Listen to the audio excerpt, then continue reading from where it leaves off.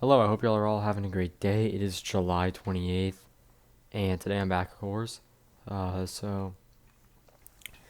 I'm going to start off by just talking about kind of my new upload schedule. Right now, my upload schedule is kind of like every other day. That's what I've tried to done. I know that's what I've been tried to have done, but over the past, I think week, I haven't really posted a whole lot. Sorry about that. But from now on, my upload schedule should go. I decided so pretty much Tuesdays, Thursdays, and Saturdays. I plan on doing videos for like just normal videos, kind of like this, where I just talk about like what's going on right now. And of course, like if there's like a moderate or a high risk or something, then I will have special videos out for that, of course. Uh, and so in some cases, like when weather's very active, I will have videos daily. But other than that, normal videos will go but Tuesday, Thursday, Saturday. But then on Sundays, I plan on doing like a week long forecast kind of for the whole week. Uh, for the whole US, so you can kind of like know what you can expect for the entire week. And so Sunday, I won't be really focusing on one thing. We'll kind of look into the long range a little bit on Sundays too.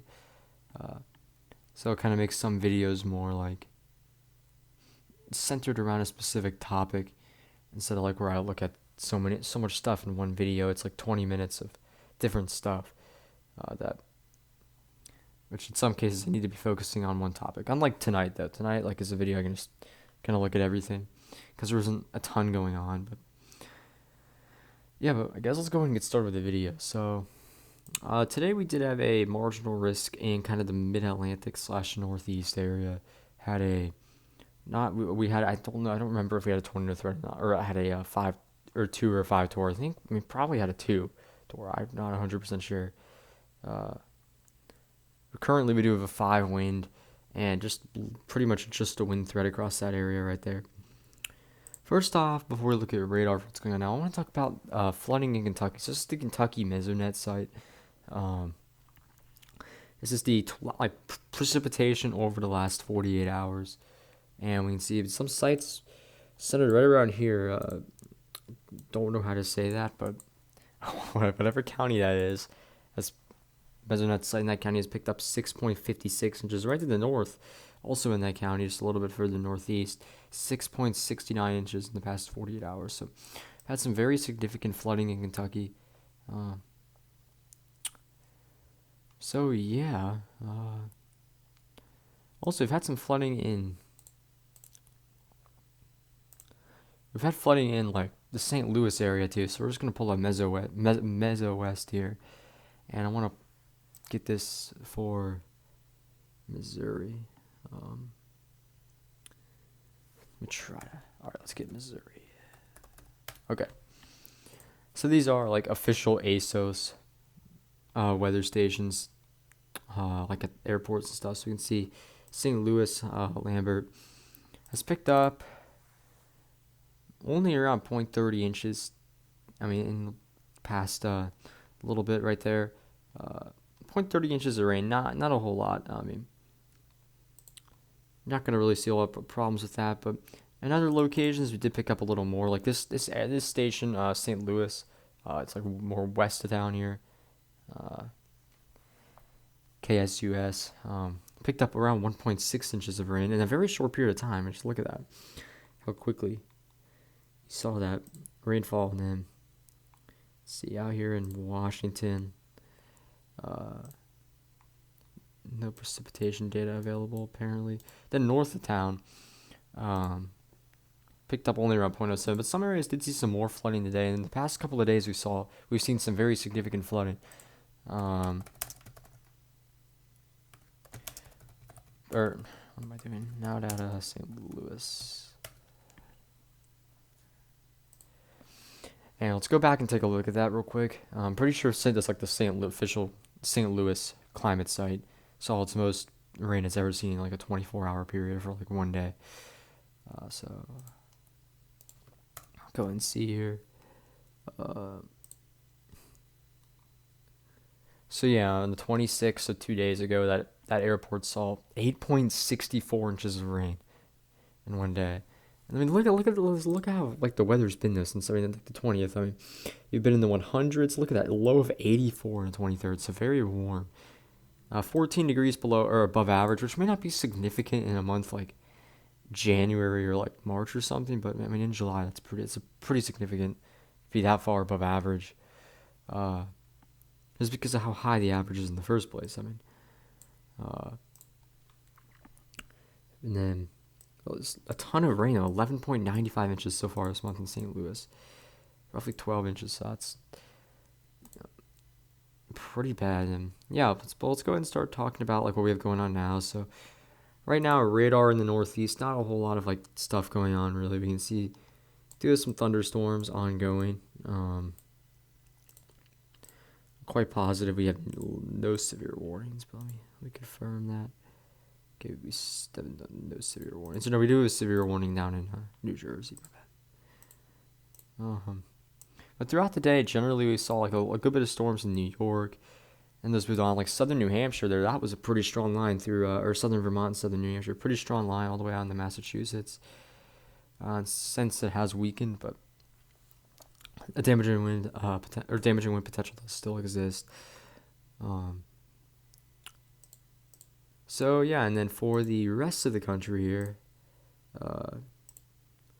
take a look at the good old southeast here at the lovely Paul storms. Pretty strong storms moving through eastern Tennessee right now. There, let me. You can see it's kind of like storms have kind of formed a line, and they're moving east in that area. This is a 9:40 tonight. Pretty strong storms right there.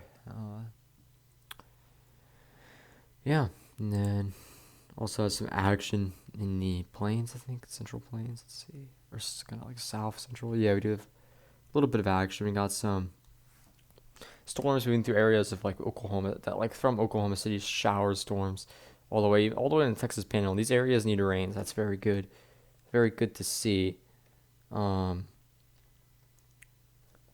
So yeah, let's move a little further north. I think we also has.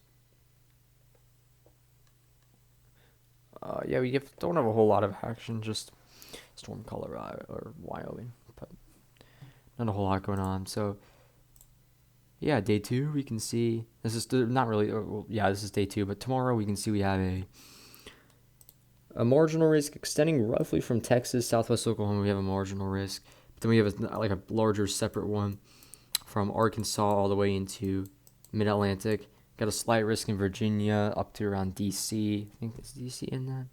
Yeah. Good portion of Delaware there, central Delaware. So yeah. Let's go ahead and move down to that area. Talk about this for tomorrow. That's kind of like the main focus area. We've had a pretty active a pretty active week, like past week regarding severe weather. I kind of wish I would have done some videos, but I did not.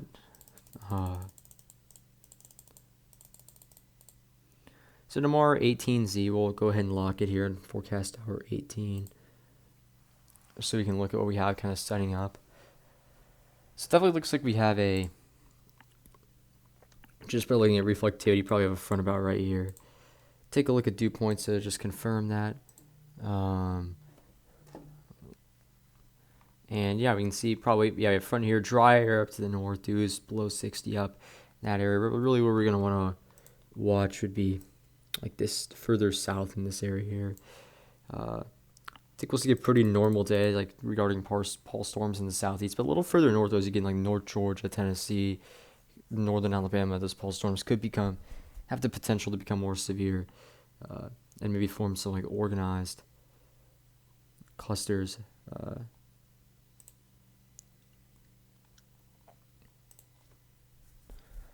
Yeah, so at 18Z, let's go ahead and take a look at it. Let's just take some soundings. So, Virginia.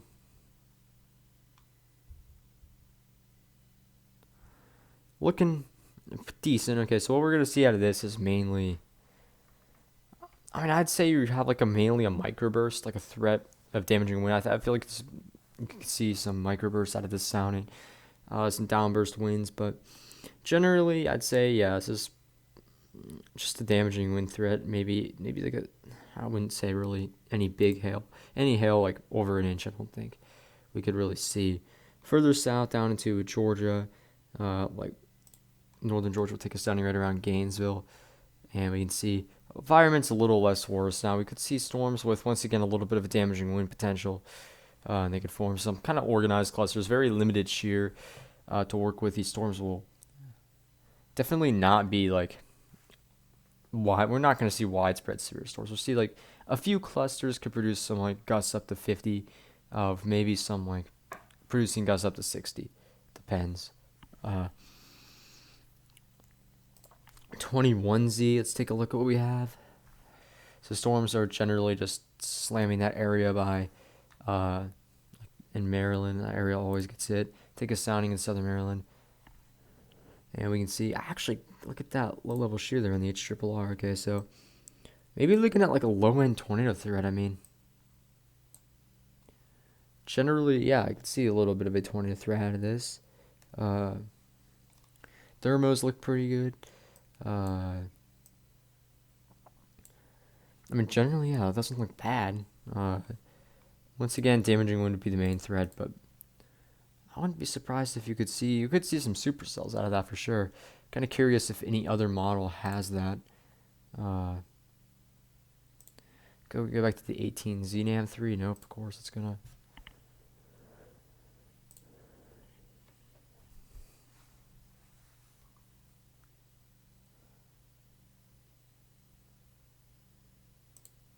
All right, let's try this.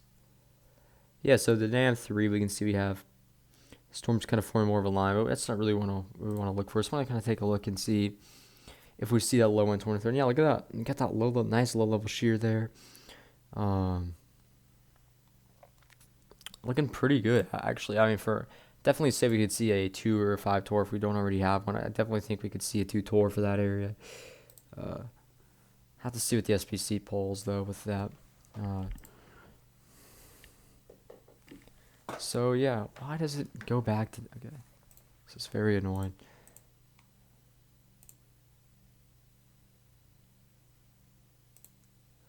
All right. Yeah, but that's today, my bad.